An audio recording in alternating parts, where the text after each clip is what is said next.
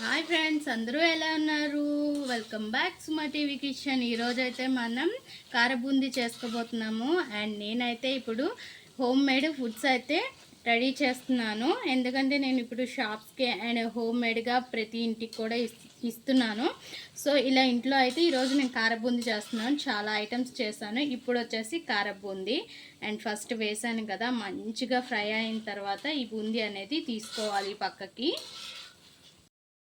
Oil బాగా కాగాక మాత్రమే మనం ఇలా వేసుకోవాలి. బూందీ అనేది ఆయిల్ కాకముందు మనం వేసామంటే కిందకి అంటేస్తుంది అనమాట.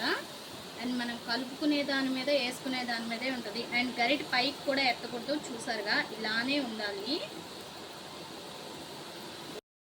మన ఈ కారం బూందీలో అండ్ కారం, ఉప్పు అండ్ వెల్లుల్లిపాయ అన్నీ మిక్సీ కొట్టేసి వేసేసాను.